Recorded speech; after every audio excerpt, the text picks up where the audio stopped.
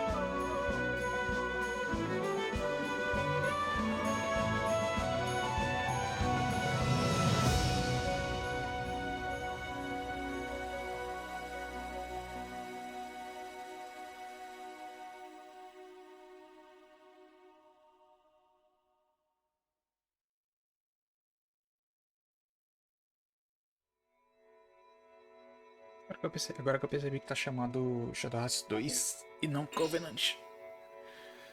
Certo. Acho que antes de tudo eu quero quero ver a retrospectiva, que eu não lembro exatamente o que é que acontece não. Deixei rolar a intro só porque, enfim. Mas eu vou remover você daqui. Aqui. Pausa. Eu quero puxar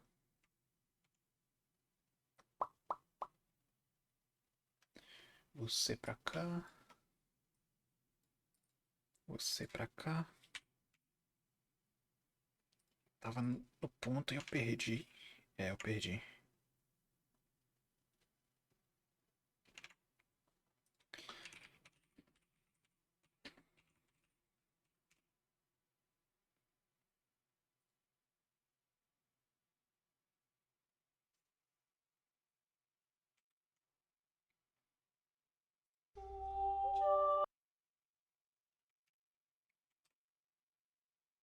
É... Precisa mover só você pra cá.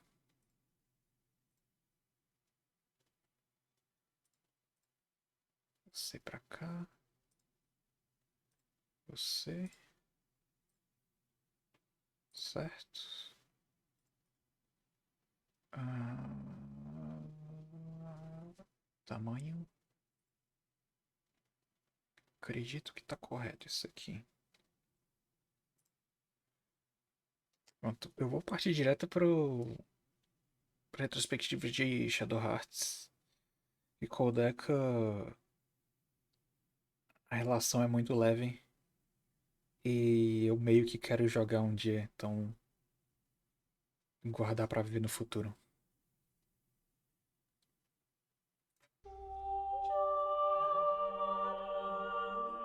While Kudelka was a team effort, it clearly was Kikuta's baby. Relinquishing control and releasing what most critics considered a middling product may have been the reason for his departure from Saknoth. He's worked on games now and again over the years, but his investment in the industry clearly took a dive after Kudelka's release. According to him, there were no plans for a sequel, and if he'd stayed at Saknoth, that probably would have remained the case. Matsuzo Machida, who was Kudelka's art director, was given greater responsibility as writer and director of the studio's next project. It would be known as Shadow Hearts, and it would expand on the world of Kudelka while also acting as a viable entry point. This seems like a great idea from my perspective. Though Kudelka ended on a satisfying note, this world in which the Second Industrial Revolution meets the paranormal is rife with potential. Nominally separating the game from Kudelka also gave Saknoth the opportunity for a fresh start. The game would be developed for the PlayStation 2, which, with its staggered launch, would be starved for traditional RPGs by 2001. Between then and 2002, Shadow Hearts was released in all territories. The game reviewed decently well, and sales matched that moderate critical reception. Despite closely competing with Final Fantasy X for consumer attention, Shadow Hearts found a small but devoted audience, not dissimilar from that of its predecessor. Yet in many ways it almost couldn't be more different from Kudelka. I'm gonna take a look at Shadow Hearts, and here's my solemn promise to you, okay? Someday, I'll examine Shadow Hearts Covenant. That game will likely get its own video. For now, let's take a look at Saknoth's sophomore effort, where it succeeds, where it fails, and how it compares to Kudelka. É pra começar que é completamente diferente, né?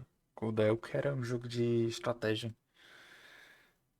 Ah, talvez menos estratégia do que um Tactics da vida, mas tão estratégia quanto um Wild Arms da vida tentou ser, no caso. Vamos ver o que ele fala. The first thing I thought when booting up Shadow Hearts was, oh wow, that music. Down! The second thing I thought when booting up Shadow Hearts was, oh no, that voice acting. Major Tsuji, what is this about? Why the special train in the middle of the night to escort this girl to Japan? Oh baby, that voice acting. The game opens up with a brief overview of the world we're in. It's now 1913, 15 years after the events of Kudelka. A priest has been murdered, and while this occurred in France, Shadow Hearts is actually set in China, at least for now. The daughter of the priest is being taken by the Japanese government on a train when a mysterious, magical, top-hatted man arrives to take her away. He introduces himself as, Yes, Roger Bacon. I'm honored that you remember me so well. which I spent my entire playthrough agonizing over. This is Roger Bacon. What the hell happened? This is no joke. I am the reputable Roger Bacon. Before he can kidnap the woman named Oi. Tem voice acting no jogo além fora das cutscenes?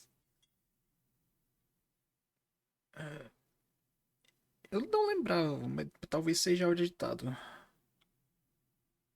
Oh shit, agora que eu vi.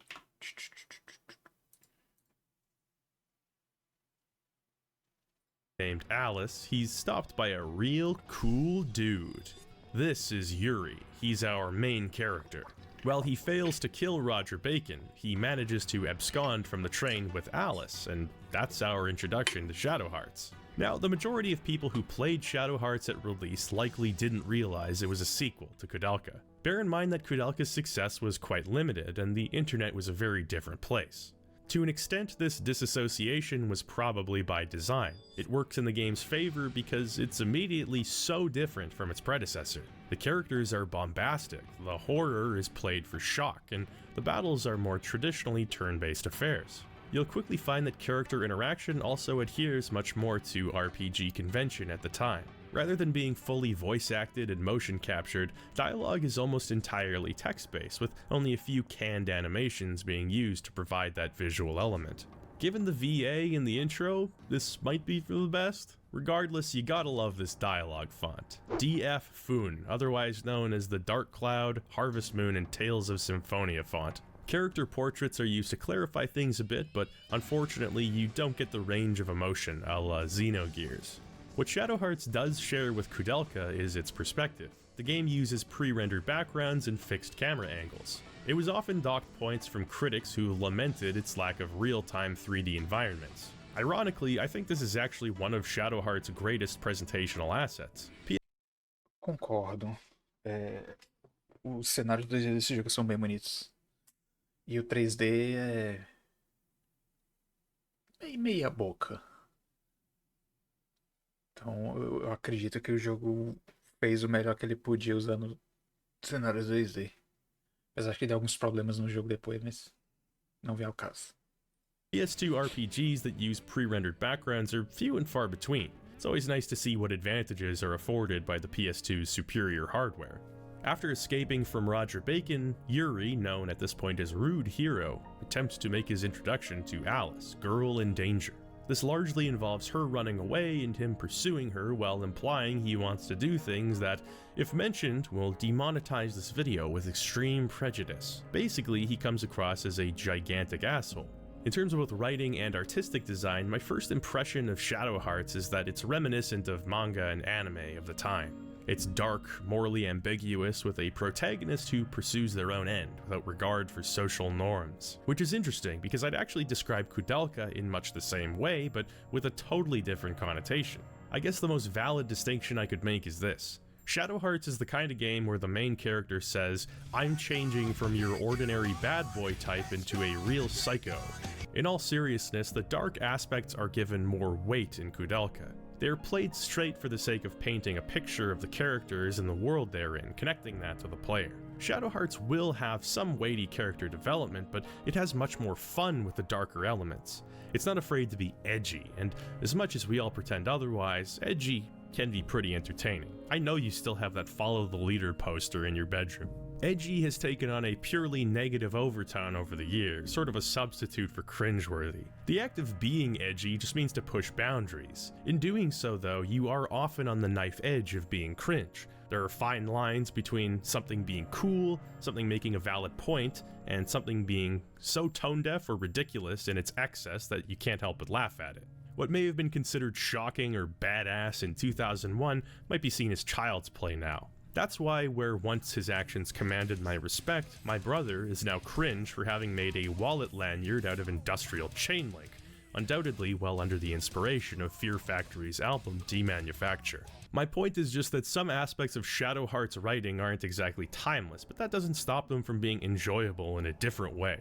Kudelka was written to be timeless. Shadow Hearts was written to ride the cultural zeitgeist of its time. What Kudelka and Yuri share are the ambiguity of their motivations. Yuri hears voices in his head driving him to travel around and do certain tasks without really understanding why he's doing them. In this case, he was told to rescue Alice from the train in northern China. While fleeing, they find themselves in Zhaoyang village. Immediately there's an unsettling vibe, as nothing about this place seems quite right. You find out that the humans inhabiting this village are cannibals. Then you find out that they're actually demons. Then the village turns into a fleshy hellscape, with your footsteps making squelching noises. It's not just a suggestion of horror, it's out-and-out horror, and this oppressive atmosphere is one of Shadow Heart's greatest strengths. But it's not a constant. The way Shadow Hearts is structured is almost like a horror anthology. You'll find yourselves in a new area, sometimes it's immediately clear something is wrong, other times not so much, and then you have to overcome whatever nightmares are in store for you. Following that, the tension is diffused. There's a blend of Japanese and Chinese mythology here, while also retaining the Lovecraftian influence from the original game. The cosmic element of horror builds in intensity as the game goes on, but there's often something sinister happening underneath the surface of these seemingly pleasant Chinese villages. There are a lot of moving parts making up the whole of Shadow Heart's setting. There's the historical angle, which takes on a much more prominent role than Kudelka. The game takes place 1 year before the First World War. Japan is attempting to expand its sphere of influence into mainland China, leading to a period of conflict and mistrust. This means for much of the game's first half, you'll be exploring the real-world areas such as Shenyang, Kowloon, and Shanghai. These areas often have different allegiances but are bonded by a shared conflict with the supernatural. All of these horrific elements aren't exactly commonplace, but they're largely accepted in Shadow Heart's world. In one of the few instances where Shadow Hearts will use voice acting, you'll be told a ghost story from an old woman. Oh, essa... essa dublagem é muito ruim.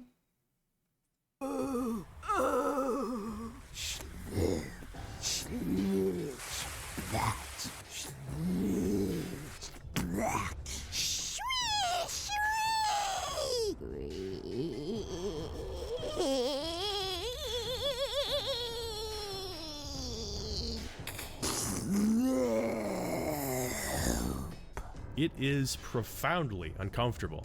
As you travel throughout China, you'll learn more about Yuri and Alice. Yuri is a harmonixer, someone who, through a process called fusion, is able to shapeshift into supernatural creatures. He's pursued relentlessly by demons both inner and physical, often going unconscious and facing off against a mysterious assailant called Foxface. Alice, on the other hand, is an exorcist. She hears voices like Yuri does, but they don't torment her so much as they aid with her abilities. In addition to Yuri and Alice, you'll have a few other recruitable party members. The first of these is Zhu Zhenlu, a grumpy old man trained in the art of yin and yang magic. You'll also meet Marguerite, a spy working against the Japanese government. These characters are introduced in wholly different contexts, and the conflict rapidly becomes complicated. China and Japan are battling with one another, the Japanese military wants to seize Alice, along with a warlock named De Wei, and you just kinda need to roll with it. The beginning of the game is slow moving as all the pieces are set up. There's a lot of dialogue to move through. Without all the energy that voice acting or character animation brings to the table, I found the first 5 or so hours of Shadow Hearts to be quite boring. There are moments that draw you in, such as these scenes of horror where the environment transforms, but the scenes are often undercut by the appearance of some new character or story beat that only distracts from the task at hand. As for the characters, Zhu Zhen grabbed me immediately. Wizened old man with magical powers who's tired of everyone's bullshit? It's like this character was made for me. This is my character. He and Yuri exhibit many of the same traits, such as their stubbornness, which causes them to butt heads more than once. It's entertaining at the very least. Zhu Zhen also has a connection to Yuri, having associated with his now deceased father, a mysterious man who was absent for the majority of Yuri's life. Having him tag along with the party makes perfect sense. The information that'll be drip-fed to Yuri in regard to his past gives him motivation to keep Zhu Zhen around. Unfortunately, outside of this, his character development is limited. This problem is present in more cases than I'd like here, but more on that later. Marguerite actually shares many of Zhu Zhen's traits too, namely the propensity to make smart-ass remarks. She's much more secretive, but appears to be trustworthy. She fancies herself a femme fatale, but she's just incompetent enough to make her a relatable addition to the party. Now, her motivation to join through thick and thin is a bit questionable. She's drawn in by Yuri and Alice's powers and wants to document them, believing such information may be of benefit to her employer. This is fine justification up until she has to fight literal physical incarnations of evil. You'd probably want to cash your check and head home at that point. At any rate, she'll come to understand the gravity of the situation over the course of the story. The first of 2 primary conflicts you'll be paying attention to in Shadow Hearts is the conflict within Yuri. From what we understand about him, his only calling in this world is to battle the supernatural. As he fights, he accumulates negative energy in the form of malice, and it's here where he's mocked relentlessly by the Four Masks and Foxface. These are all incarnations of his negative energy. In addition to being a major thread of the plot, this is used as an element of gameplay as well. Anytime you find yourself at a save point, you can transport Yuri to the graveyard. This is a manifestation of Yuri's soul, represented as the resting place of the beasts he's killed in his travels. As an aside, this graveyard is such an atmospheric scene, definitely emblematic of Shadow Hearts for me. The music that plays here, along with the desolate visual design, really sells an almost classic 1930s universal horror feeling. The fog pouring across the screen and the twisted dead trees in the background, you can almost hear Vincent Price narrating Yuri's life from here. There'll be food and drink and ghosts. As you battle monsters, your malice level will increase, indicated by this jewel in the menu, which is blue when you're in the clear and red when your malice is at critical levels. When it's too high, you'll be visited by any of the Four Masks or Foxface, depending on where you are in the story, so you'll have to periodically return here to battle a monster to clear that malice. Once again, we find ourselves with random battles. Shadow Hearts has a much more traditional take on turn-based RPG combat, offering a few twists rather than an entirely unique system. On each character's turn, no matter what command you execute, your success depends on something called the Judgment Ring. This emblem appears on each action you take and requires you to press the action button in rhythm with the highlighted portion of the ring in order to succeed. For a regular attack, you might have 3 highlighted portions. For each successful press, the ring will continue, and you can power up your attack to a maximum of 3 levels. Only time one hit correctly and the Judgment Ring will cancel out, with your attack at a minimum power level. The system gets more complicated depending on what action you're taking too. Certain spells or abilities will have very narrow margins of success. In almost all cases, there's also a razor-thin slice of the ring which will cause attacks to be powered up significantly. That small addition really does wonders for this system, as you'll constantly be gauging whether it's worth pushing for those extra damage numbers, at risk of missing an attack altogether. It's not just the battle screen where you'll see the Judgment Ring either. This thing is everywhere. Turning a crank? Judgment Ring. Trying to get a discount at a store? Judgment Ring. Opening a door? Judgment Ring. I don't even understand that one. Is Yuri just failing to remember how door opening works? I can't rightly say it improves every facet of the gameplay experience, but I think it's a worthwhile addition in combat. There, it really helps Shadow Hearts stand out in a sea of similar games. My problem with it is a problem that I never really felt impeded the gameplay experience of anything I played until I made this YouTube channel. I'm colorblind, and I can't fucking see the thing against the background sometimes. It's literally invisible. I just have to fly by instruments here and hope for the best. I'll try not to hold it against the developers. Even when ignoring my problems, there are times where I feel like they overdid it just a little. Periodically, you'll find these guild cards that net you a discount at stores. The caveat is that you have to successfully pass a full rotation of the Judgment Ring. For each successful rotation, you can choose to accept your current discount or attempt an even harder rotation for a better one. This is an interesting gambit, and I think it's a good addition, but it would have been nice if you were able to group all of the items you wanted to buy together. As it stands, you have to individually attempt each item, and it makes the act of buying supplies and weapons take much longer than it needs to. I know, you can just not do it, and by the end of the game, that's exactly what I did. It just sucks to circumvent a major mechanic altogether strictly because of how it's implemented.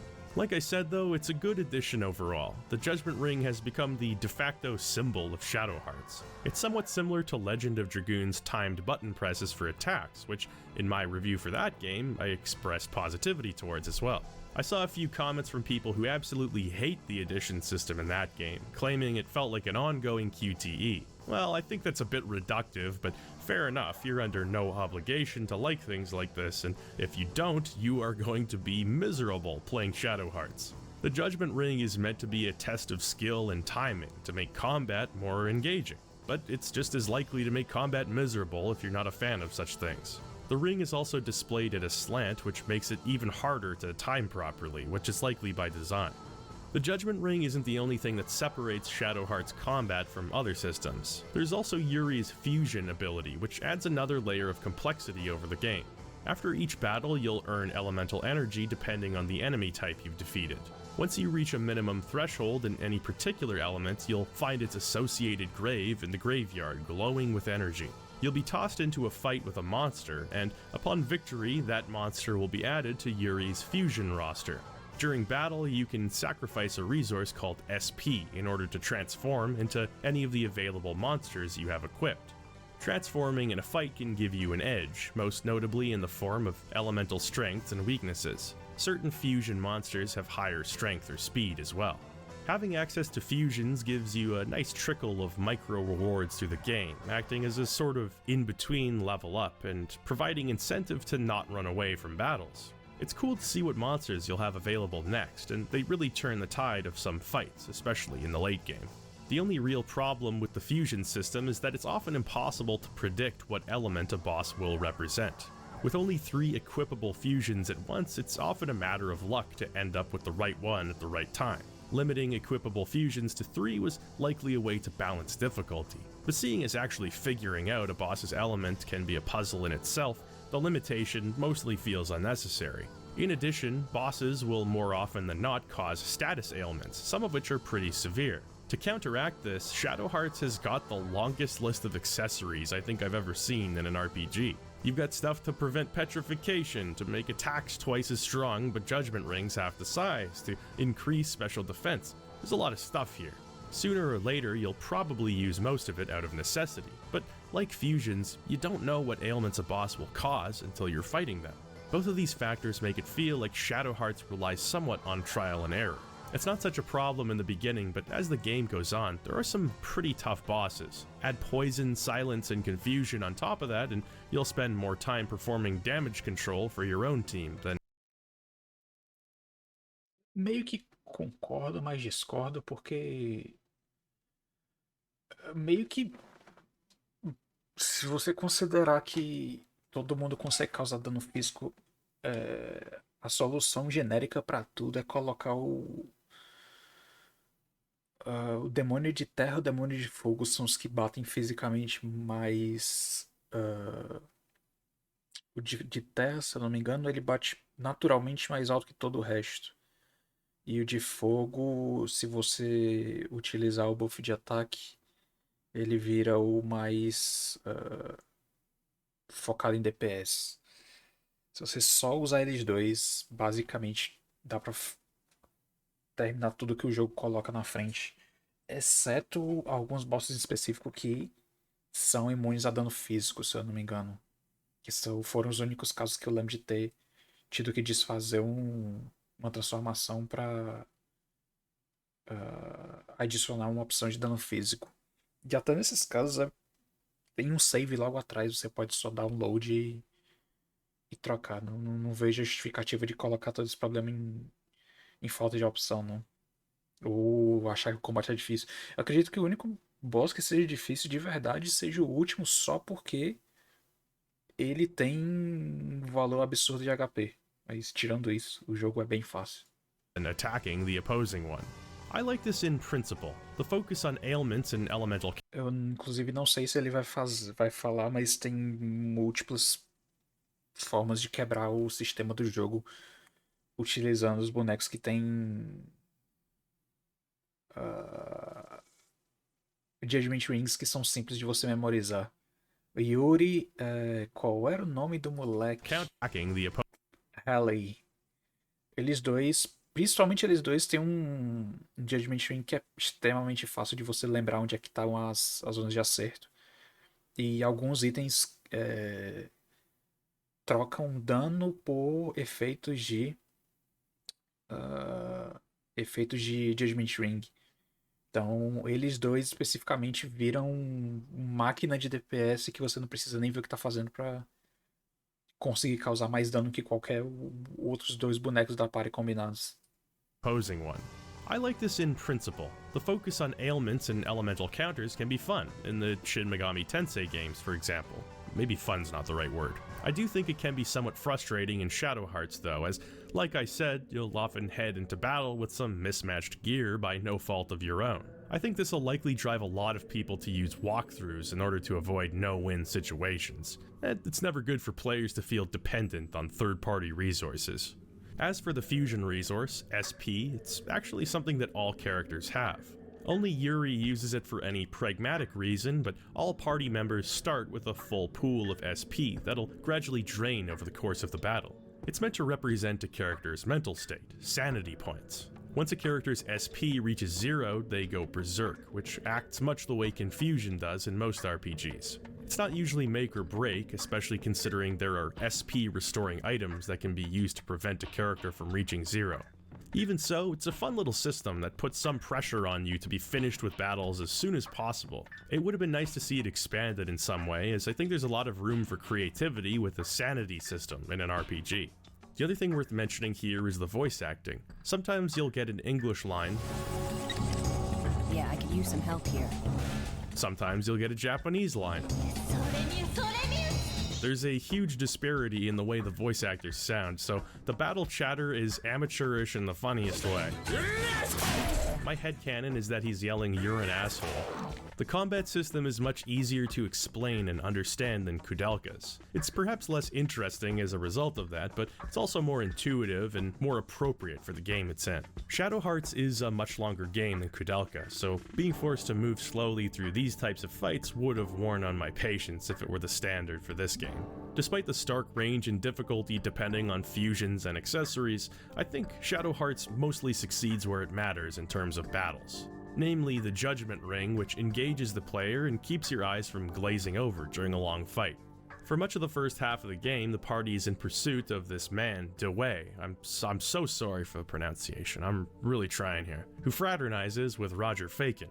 They both see Alice as a key to the Demon's Gate invocation, which is some dark ritual. Yuri finds out that his father, Ben, defeated DeWay 15 years ago, but lost his life as a result. The trauma of this incident, as well as his father's fusion abilities, were Yuri's inheritance. We're given periodic flashbacks to Yuri's final memories of his father, who tills the ground at their family home, standing underneath a large tree at sunset. He laments having to leave his family to perform his secretive work that we now know led to his death. It wouldn't be long before Yuri's mother would die as well. While Zhu Zhen fills in the blanks and Yuri recalls memories of his father, the plot takes us all over the damn place. This is one of the most significant differences between Shadow Hearts and Kudelka. The latter takes place in a monastery, while the former is a swashbuckling adventure. We steal airplanes, we're smuggled aboard ships, we work with agents of the Japanese military. There are bombings, there's also ghosts and shit the whole time too though. It's quite an array of themes and settings we've got here. Things get pretty wild about halfway through the game when the Demon's Gate invocation actually succeeds. An entity called the Seraphic Radiance is summoned, and while DeWay is killed, the party can't stop Roger Bacon from fulfilling his plans. Yuri effectively sacrifices himself to fuse with the Seraphic Radiance, having his soul absorbed in the process. However, he fails to prevent the destruction of Shanghai. It's a pretty disturbing scene and frankly kind of unexpected. The game has had dark tones up until this point, but it's been relatively lighthearted. It felt like the adventure was culminating in this moment, but just like that, things don't work out. We're given a time skip and appear in Europe, where the second half of the game takes place. In my opinion, this is where the game actually gets good. I found the first half of Shadow Hearts to be made of so many different elements that never coalesced. It was difficult to become invested. Don't get me wrong, there are flashes of brilliance inside of it all, but the game failed to grip me until this point. When we arrive in Europe, we find the team sans Yuri working as exorcists, trying to find any hint of where Yuri's body might have gone. The flavors of horror you'll find in Shadow Hearts range quite dramatically depending on which half of the game you're in. The first half is based more on Asian horror, with the situations themselves being disturbing and the focus being on mythology and folklore. The second half is more of a traditional Gothic horror, with a clearer inspiration from Lovecraft. For example, the first area you'll visit is Transylvania, where a series of experiments have gone wrong. It's all very reminiscent of the Lovecraft story Herbert West Reanimator.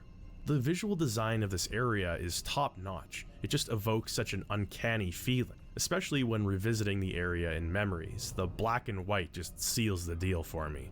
I really like the visual design of the game as a whole. As mentioned, Shadow Hearts uses pre-rendered backgrounds like its predecessor. These backgrounds were quite common in the PS1 days, but with the PS2's processing power, it was increasingly uncommon to see devs utilizing this style. Pre-rendering was originally used as a way of displaying detailed 3D graphics without needing resources to render them.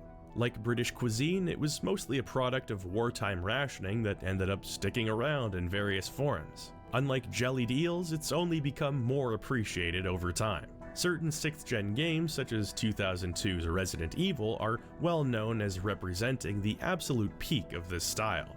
Even Shadow Hearts contemporaries, such as Final Fantasy X, which is known as a real-time 3D game, will occasionally sneak pre-rendered backgrounds in to great effect. Shadow Hearts is displayed almost entirely in this style, and as a result, the game holds up exceptionally well. Most of the time when I'm talking about its atmosphere, the backgrounds are doing a lot of heavy lifting there. There are certain advantages that 6th gen hardware brought to the table, which you can really see on display here. On the technical side of things, the game runs at 60 FPS, which is a nice bonus. Visually, you'll get a great deal of effects on screen, such as fire, light reflection, fog. There's always some movement on screen, which is key to having the player suspend their disbelief. Pre-rendered backgrounds can be quite boring when they're static, and boredom will always make a player more cognizant that they're playing a game. Here, there's always something visually interesting, whether it's activity in the background or some focal point your eyes can circle around on while traversing the screen. However, moth animation? Seriously lacking compared to Kudelka. Talking points for that. Shadow Hearts was criticized by reviewers for looking like a PS1 game on release. This is partially because the 6th generation of consoles represented the complete jump to 3D, and some critics wouldn't accept anything less. There is some truth in this assessment though, as the backgrounds are a bit blurry and the character models are pretty low poly. This is hidden well most of the time, but battles are one of the few instances where everything is displayed in 3D. The backgrounds here don't showcase Shadow Hearts' strengths. Despite some of the limitations, Shadow Hearts is usually an excellent looking game. In particular, the otherworld scenes where the environment changes just send a chill down my spine. Outside of these instances, the game is actually very bright and colorful, a diametric opposition to the almost sepia-toned hallways of Nemeton Monastery. That brightness doesn't prevent certain scenes from conveying a dark or oppressive feeling. One such example being the optional area Kowloon Fortress, which was a crumbling slum at the best of times. And these, my friends, are not the best of times! Considering the globe-trotting ethos of the game, I think it was the right choice to add vibrance to the world, as this pairs well with Shadow Heart's sense of humor. While the battles aren't as impressive to behold, there are aspects that hold up here too. Koudelka's enemy design often aimed for body horror, but Shadow Hearts takes a more mythological angle. There are demons here, and even some welcome revisits of Koudelka's enemies as well, but some of these opponents are almost whimsical in their design. This one has a dong. That's whimsical. I mention this all now because I believe the game's visual design becomes a bit more cohesive at the European section in the game. Prior to this, there was something of a scattershot approach to each area, with many of them lacking a feeling of connection to each other. Once you reach the halfway point, these areas seem to abide by a more singular vision. You're also introduced to some new characters for your party. While solving the crisis in Bistritz, the company heads over to the Transylvanian castle. Would you believe me if I told you a sexy vampire joined the party? Believe me, this is Keith Valentine. He's a benevolent vampire, wise beyond his years, and with great combat skill. As it turns out, Yuri's soulless body wandered into Keith's castle at some point, where he's been waiting. He was driven to insanity by the Seraphic Radiance, which is a plot point with a distinctly Lovecraftian flavor, a little color out of space. As an aside, I love that every time color out of space is portrayed, it's just like magenta. Ooh, magenta. I'm going crazy. Once the party finds Yuri, what follows is one of the more captivating threads tied up for Shadow Hearts. Alice, whose affection for Yuri has become more and more evident, finds herself in the graveyard, Yuri's subconscious. Something interesting but missable is that examining these gravestones as Yuri will reveal some aspect of himself that he hates. When Alice looks at them, she sees Yuri's virtues that he can't recognize in himself. The masks introduce themselves as fear, envy, anger, and hate, pieces of Yuri that take control when his malice becomes too much. They explain that Yuri is preparing himself for death, where suffering can no longer touch him. In a Faustian bargain, Alice can find Yuri's soul within the graveyard, but she must promise her soul. With that, she'll bear the burden of suffering with him, along with some other yet-to-be-known consequences. Of course, she agrees without hesitation. His memory twisted, Yuri stands underneath the tree from his childhood, a large moon looming overhead. He doesn't till the land in order to plant seeds of life, but digs his own grave to prepare for death. This at the direction of Foxface, a man who resembles his father, but with a mask that Yuri wore as a child. He reveals that Yuri is terrified of fusing. He sees each monster as a malicious piece of himself that longs to rebel, but he continues to do it for the sake of others. Foxface seems to be a monster of Yuri's own creation. He's a punishment for Yuri's failure to live up to his father's standards and his inability to save his mother. She died trying to protect him from his own abilities. Whether Yuri hid these memories or repressed them isn't clear. All we know is that Alice is the only one capable of breaking through to Yuri. After a battle against Foxface, Yuri defeats his self-punishment. His memory of the garden changes to match reality, and those aspects of himself that he was so afraid of are integrated. There's a lot to unpack in this scene, and some parallels to Koudelka. First of all, shades of Xenogears, anyone? It seems in a lot of these late 90s, early aughts JRPGs, psychological topics are handled in a clever way for the medium. These topics are given literal, physical manifestations in the game world. In this way, complex and abstract concepts can be easily communicated to the player. Different characters and their actions representing different stages of things like trauma or grief. You kinda just intuitively get what the game is trying to say, even if you're not especially conscious of it. It's a much more direct and arguably ambitious way of tackling a character's inner struggles than Koudelka, communicating subtext through very literal representations.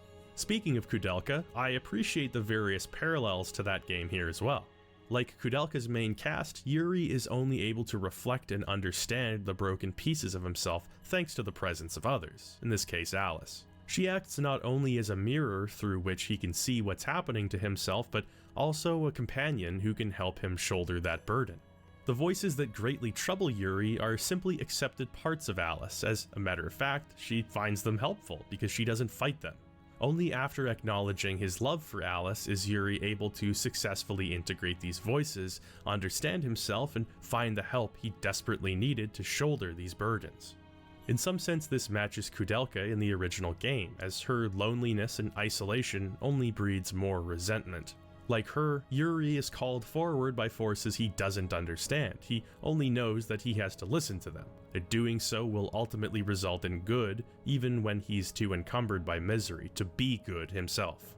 Of course, that assessment of himself is not accurate, but Yuri has created a demon of his own to reinforce this lie. Self-flagellation disguised as both his father and himself as he was prior to misery. An unbreakable cycle, until Alice breaks it. You can see it in his fusion transformations as well. Prior to the scene, Yuri struggles in agony as fusions break out, as though he's desperately trying to control them. Afterwards, he's confident in the transformations, as though he knows he's in the driver's seat. It's a shame that the game doesn't explore these concepts further or spend more time building to this point, because it's one of the most sincere and enjoyable parts of the game. I would go so far as to say that in terms of character growth, it's the only part that stands toe-to-toe with Kudelka's cutscenes. That's a hell of a feat considering not only how limited in presentation Shadow Hearts is, but also because it's a much more plot-focused game than Kudelka. There's a lot happening here, but it's at its best when it slows down and lets us understand a character we already know rather than introducing a slew of new ones. The scene also brings to mind the fact that the remaining cast members aren't really explored in such a meaningful way. We'll get occasional glimpses into their pasts, but even Alice isn't given the care and attention you'd hope for. Keith is a vampire, which makes him nearly immortal and a potential font of fascinating stories and in-game history, but he's given almost no characterization. I can hardly describe his personality, much less his background. This is also true of Marguerite, whose story is initially left mysterious, but as the game goes on, those little nuggets of truth you'd hope for never arrive. She's a party member, nothing more, nothing less. This will change slightly with some characters being expanded upon in Shadow Hearts Covenant, but on its own, Shadow Hearts does a poor job of getting you invested in anyone aside from Yuri, and Alice to a lesser extent. The only other character I really cared about was myself, because, as you can see, they call me out by name here. Of all the video game genres, I'd argue that RPGs are the best vehicle for characterization. The player expects to experience downtime. There's less of a need to rush through an RPG for fear of boring the player. That gives devs ample time to divert your attention, to tie individuals' characters' pasts and personalities into the story. That said, it's always disappointing when a potentially intriguing cast of characters isn't given the limelight. Yuri's backstory shows some sophistication in the game's writing, more than I was expecting, to be frank, but that sort of starts and stops with him. Despite the conclusive nature of Yuri's conflict, there's still quite a bit of story left here as well. First, to the city of London, capital of England and father to the United States of America, and host to music that sounds like it belongs in a Kia commercial.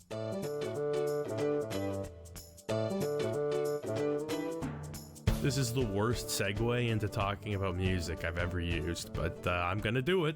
The music in Shadow Hearts is very interesting, but it's interesting in a way completely distinct from that of Kudelka. While Kikuta had grown up with a steady diet of progressive rock, the baton for Shadow Hearts was passed primarily to Yoshitaka Hirota, who spent much of his early career designing sound effects for Square. Hirota had made sound effects for Final Fantasy VI and VII, Chrono Trigger, and Chrono Cross, but had comparatively little experience composing music for games. In the limited realm of SNES sound, he created complex effects by layering and modulating waveforms. This is where we get such iconic sounds as Terra's scream in Final Fantasy VI, and Robo's voice in Chrono Trigger. Hirota had a great many influences for Shadow Hearts. Knowing that the game would be set partially in China, he studied traditional Chinese music. He'd also recently played through the Sega Saturn game Baroque, so its dark ambience was also at the forefront of his mind.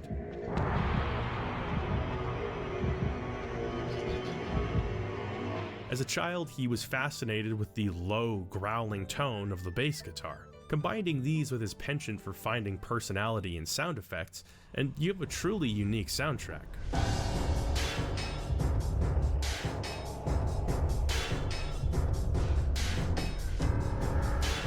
One of the battle themes, NDE, is much more traditional, but really showcases Hirota's ability to create something dark, epic, and unconventional.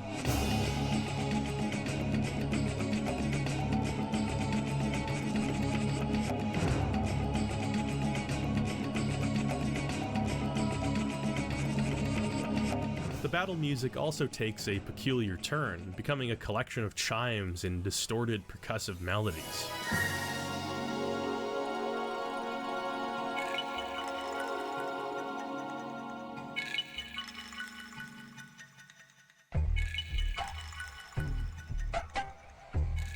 Do you feel victorious yet?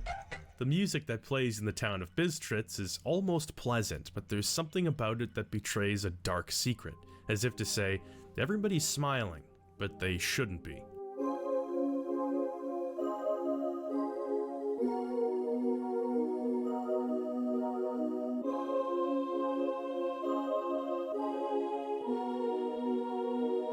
There were a few contributors to the soundtrack outside of Hirota, the first of which being a man who probably needs no introduction on this channel, Yasunori Mitsuda. The tracks in which he contributed are almost immediately noticeable. They're bright, cheerful, with ample use of the flute and fretless bass.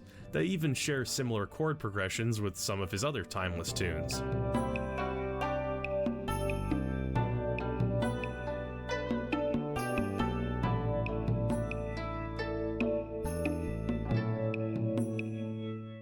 Anyway, there's a lot of variety here. I'm sure everybody who's played Shadow Hearts has their own favorite tracks. In light of Kikuta's departure, and thus the loss of a world-class video game composer, it seems Hirota pulled out all the stops to fill such enormous shoes. It's a much more traditionally structured soundtrack than Kudelka, which is of course because Shadow Hearts is a much more traditionally structured RPG.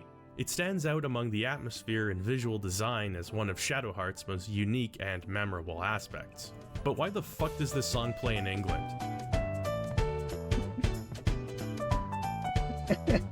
Turn of the century England wasn't like a giddy, clack your heels together place to be. The average life expectancy was like 9. If you were even allowed to go home after work, you'd gather around the dinner table and eat coal.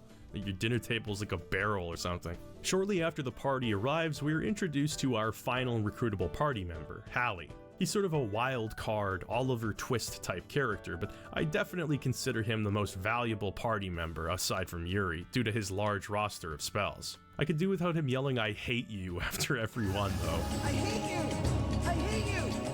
He's a member of the London Rats, a group of orphans who live in an abandoned building, stealing food and pickpocketing to survive. There's a very creepy segment in which you've got to go to Jack's orphanage. Jack the Ripper, presumably, who's repping that Kiryu drip. One of Hallie's friends has been kidnapped and it's up to us to get her back. The orphanage itself acts as a dungeon, of which there are quite a few in Shadow Hearts. Unlike Nemeton Monastery in Kudelka, which itself is just one big dungeon, there's a clear delineation between safe areas and dungeons in Shadow Hearts. Many of them are run-of-the-mill labyrinths, but there are a few puzzle dungeons that have some decent brain teasers, the orphanage being one of those. Confronting Jack, the party finds that he's been toying with the occult, trying to revive his deceased mother and using Chris as a vessel. Hallie's latent powers come to the forefront as he stops Jack and rescues his friend. The same voice that had been guiding Yuri also communicates with Hallie, a voice he claims is his mother. Speaking of mother, we have to fight Jax, and it's definitely a visual callback to Elaine from Kudelka. This raises questions regarding the connection between Jack's revival method and Patrick's. We learn from Hallie that his mother was condemned to a mental hospital years ago. With Yuri now committed to finding the source of this mysterious voice, the party head to the institution, which reminds me a lot of Helena Prison from Legend of Dragoon. Unlike many games which front-load their best parts, I increasingly found the opposite to be true in Shadow Hearts. The story becomes much more compelling as it moves forward. As the fat is trimmed from earlier segments and some of the lower stakes conflicts are wrapped up, more of a focus is paid to the events that we've been questioning since the beginning. That's especially true if you're a fan of the previous game, as we find out that Hallie's mother is, in fact, Kudelka. The woman, not the game. So talk about a raw deal. After all she's been through in life, Kudelka gives birth to Hallie, likely Edward's child as well. She raises him as a single mother and suddenly gets sent to prison because of her abilities. It seems Roger Bacon was after her power in a similar manner that Dewey was with Alice. Like the opposites of yin and yang, Alice and Kudelka both embody different types of magic. Whatever his plans are, Roger Bacon needs Kudelka for them. She snaps out of a catatonic state and gives herself up in exchange for her son's life. In a moment of lucidity, she tells the party to head to Wales and speak to someone at Nemeton. Times like this are where it pays off to play earlier games in a series. I know it's just some simple plot elements, but it feels exciting to know that fan service is in your immediate future. I do like that Kudelka's back, as I wasn't expecting Shadow Hearts to have so many direct ties to the previous game. But it's also disappointing that she's relegated to such an insignificant role. She's basically lost her entire personality from the previous game, and she's used here as more of a plot device than a developed character. Shortly after, there's a scene where Yuri shows Hallie some tough love. It's one of the most uncomfortable interactions I've seen in a video game. Hallie is understandably upset as he grieves what appears to be his mother's death. Yuri, who was so sad about his parents dying that he literally invented a physical embodiment of punishment over it, calls Hallie a pussy, makes fun of him for crying, and gives him a haymaker right in the fucking face. Yuri, a man who needed Alice to help him so he could work his way out of depression, says, "I don't have time to sit around babysitting weaklings like you." I understand the spirit of the scene. Yuri sees a lot of himself in Hallie. Both were cursed with powers they never asked for, both grew up without their parents, both are guided by voices in their heads.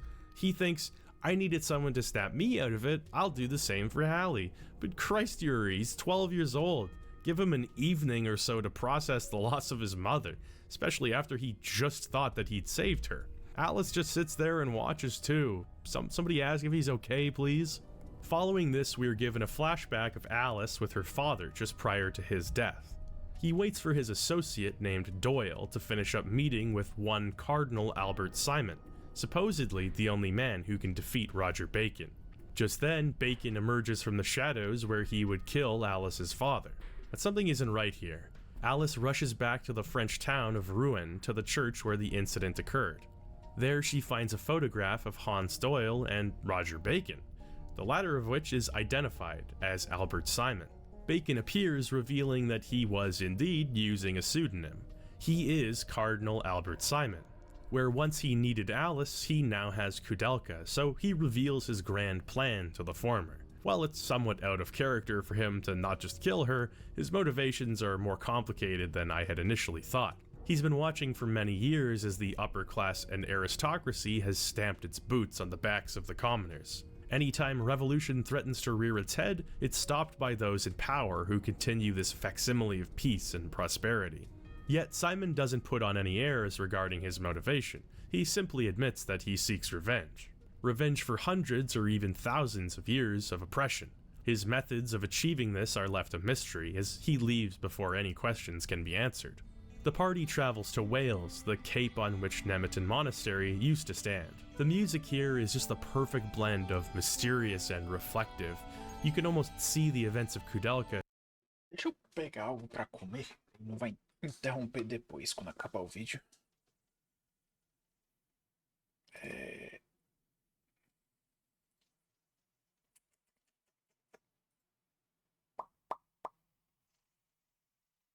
Deixa eu fazer isso aqui enquanto eu faço um café.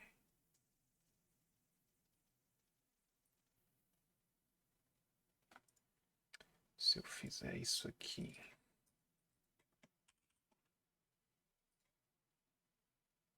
E isso aqui.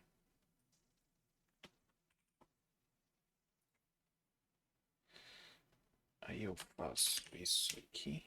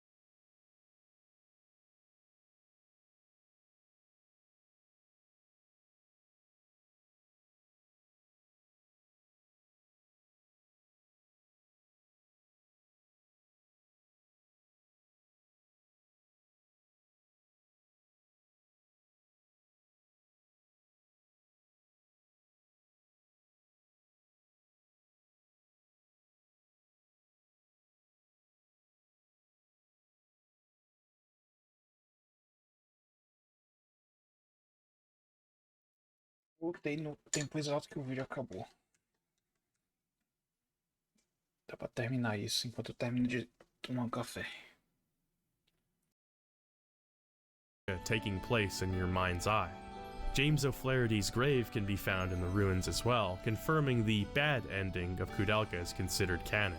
It's here at a mysterious observatory that the party meets Roger Bacon. I really did think, for the majority of this game, that they just straight up retconned Roger Bacon's character, so this has been a pretty effective bait and switch. My only complaint is that, like Kudelka, they altered his personality quite a bit. Where once he was completely unpredictable, bordering on crazy, he's now more like a kooky mad scientist who has it together for the most part. Still an entertaining on-screen presence, but less unique. Discussion ensues. It turns out that Albert Simon was Roger Bacon's protege back in the 1200s. Like James, Simon climbed up from the lowest rungs of society in order to join the clergy, but he carried knowledge of society's injustice with him.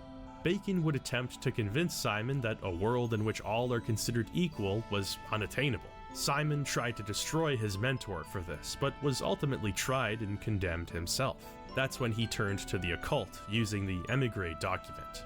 The party finds him deep underneath the ruined monastery, attempting to summon a god from the far reaches of space-time. His plan is to cleanse the world, a disappointingly simplistic goal for a fairly interesting villain. Kudelka still lives and attempts to stop him, but it's too late. From deep underneath the ocean, a device known as the Float sends out a celestial signal to this outer god. It's a haunting cutscene and beautifully animated for its time as well. I believe this is the 5th time I've reviewed a game where an ancient structure ascends from the bottom of the ocean. What are the odds, right? The castle of Nîmes now floats in the sky, a legacy left behind by ancient beings who once inhabited Earth. I love that Roger Bacon knows that God resides in the M72 Nebula 4,800,000 light years away. How did he figure that out? Well, this man's a genius, so he's even constructed a teleportation device you can use to storm Nîmes. This is all fun in-game history, but if you've played more than a few JRPGs, it's likely all very familiar territory to you. Before you leave for the endgame, there are a few side quests you have available to you, but not many. This is not a particularly exploration-focused game. You're on a linear track for the most part. Even when you can revisit previous locations, they're all deceptively small. Even the city hub areas don't have much to them, which is a real shame. In any case, there's a somewhat cryptic side activity which is required to unlock the good ending. After receiving a certain key item, you have to build Yuri's malice until you start encountering the masks. One by one, they can be defeated, leading to them becoming cracked and inactive in the graveyard. Alice will end up there at one point in the game and be able to enter a previously inaccessible door. Apparently, it's time to pay up for her contract. Her soul must be given in exchange for Yuri's, and so she faces Atman, a spirit represented by a mask covered with eyes. It's probably my favorite enemy design in the game. If you fail to defeat the 4 masks, he'll take Alice's soul, which will affect the game's outcome. Otherwise, Yuri will arrive all cool-like and say, "Your contract sucks," before facing off against Atman. It's certainly not an easy battle, but if you succeed, you'll save both the soul of Yuri and Alice, ensuring you'll get the good ending. Alice will reflect on what she loves about Yuri, despite how different in temperament the two are. Would you be surprised? Eu não sei se ele vai falar, mas tá errado sim. Não é só isso não. Vamos ver o que ele fala. If I told you that I sometimes wished our journey together would never end? This isn't what her voice sounds like when she hits people with books. Once you're ready to roll, you'll end up in Nîmes, which is a long and arduous dungeon. It's also got some of the most aesthetically outrageous areas across either game. With sections of the pre-rendered map being animated, it reminds me of a late 90s point-and-click horror game like Sanitarium. This dungeon is quite a long one, and while you can teleport out of it, teleporting back in will always restart you from the beginning, so you better get the items you need before you get here. The enemies are some of the most difficult you'll face as well. You're pushed into using your strongest abilities, resulting in you spending about 80% of your time in Nîmes watching long spell animations. Don't get me wrong, they look great and become quite elaborate by this stage in the game, but they're a bit disruptive to the flow of battle. You really wish for a skip button at a certain point. The enemies are tough enough, but the HP count of some of these bosses is downright ludicrous here. It feels like they're trying to artificially inflate the difficulty in some cases, which is just wholly unnecessary. Mechanically, Neem plays like a pretty stereotypical final area for an RPG. There are energy barriers that need to be shut down, the party needs to split up into groups, mazes need to be navigated. It's all there, everything you'd ever want and perhaps not want. They went full tilt on the boss designs here too, just totally otherworldly and perfectly suiting the environment of the area. Also find the boss theme to be quite unsettling too. It almost sounds like a joyous hymn at points, like this is an occasion to be celebrated.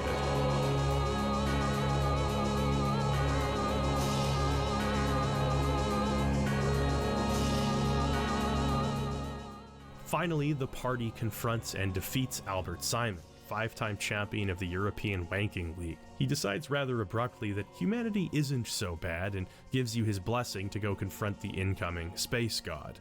The change of heart after being defeated isn't an uncommon trope, but it feels particularly cheap here to me. It seems like you're meant to empathize with Albert Simon throughout most of the game, seeing as his intentions aren't evil per se.